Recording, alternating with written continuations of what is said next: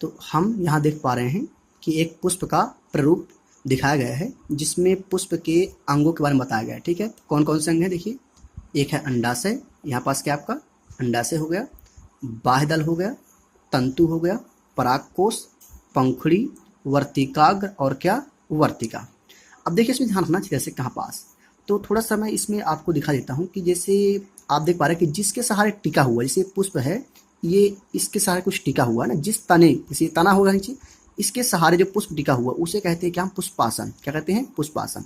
अब पुष्पासन के ऊपर जस्ट जो रखा हुआ है ऐसे अंडाकार, उसे बोलते हैं क्या, अंडाशय। क्या बोलते हैं, अंडाशय कहते हैं। ठीक है, और यही जो अंडाशय है जिस पुष्पासन पे रखा हुआ, पुष्पासन के बगल से जस्ट कुछ ऐसे पत्तीनुमा स्ट्रक्चर आपके पास है ना, ऐसे ऐसे देख रहे हैं, हरे रंग का हो गई, इसे कहते हैं बाह्यदल। क्या बोलते हैं, बाह्यदल। जो पुष्प के किनारे किनारे रहता है हरे रंग में होता है, ठीक है, वो क्या है, बाह्यदल होता है।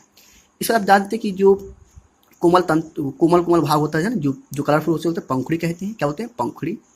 फिर आप देख पा रहे हैं कि इसके बाद आप पाएंगे कि इसी पुष्प वाले भाग में आप पाएंगे कि जो पुष्प वाला भाग है, तो इसी पुष्प में आप देख पाएंगे कि एक ऐसे कुछ स्ट्रक्चर गई हुई है जो ऐसे अंडा से जुड़ा हुआ है इस तरह।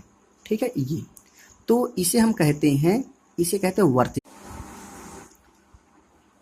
आज हम बात करेंगे अध्याय 1 में पुष्पी पादपों में लैंगिक प्रजनन। इसका मतलब ये हुआ कि जो ऐसे पादप, ऐसे पौधे जिनमें पुष्प होते हैं, उनमें लैंगिक प्रजनन कैसे होता है, अर्थात उनमें नए पुष्पों का निर्माण कैसे होता है, बीजों का निर्माण कैसे होता है, इन सब के बारे में पढ़ना है। तो सबसे पहले आपका टॉपिक आता है 1.1 पे लिखा हुआ, आप देख पा रहे हैं कि पुष्प आवृत बीजियों का एक आकर्षक अंग है। अर्थात आप ये कह सकते हैं कि जो फूल होता है, पुष्प होता है, वो आवृत बीजियों का, आवृत बीज मतलब होता है कि जिन ऐसे पौधे जिनमें बीज पाया जाता है ना, जिन पौधों में बीज उत्पन्न होता है उन्हें हम बोलते हैं क्या, आवृत बीजी। तो बताया जा रहा है कि जो पुष्प होता है क्या, तो जो पुष्प होता है, फूल होता है, वो आवृत बीजियों का एक आकर्षक अंग है। मतलब ऐसे पौधे जिनमें बीज होता है उन पौधों के लिए कैसा है, एक आकर्षक अंग होता है, एक हिस्सा होता है। देखिए इसमें क्या लिखा हुआ है, प्राचीन काल से ही पुष्पों के साथ मानव का एक निकटस्थ संबंध रहा है। मानव के लिए पुष्प सौंदर्य का विषयक, आभूषणात्मक, सामाजिक, धार्मिक एवं तथा सांस्कृतिक महत्व की वस्तु रहा है। अर्थात जो पुष्प है उसका कई तरह से महत्व देख सकते हैं ना। पुष्प का उपयोग हम सौंदर्य के रूप में करते हैं, आभूषण के रूप में करते हैं, सजने संवारने में, सामाजिक चीज़ों में करते हैं, धार्मिक चीज़ों में करते हैं, सांस्कृतिक महत्व भी इसका होता है।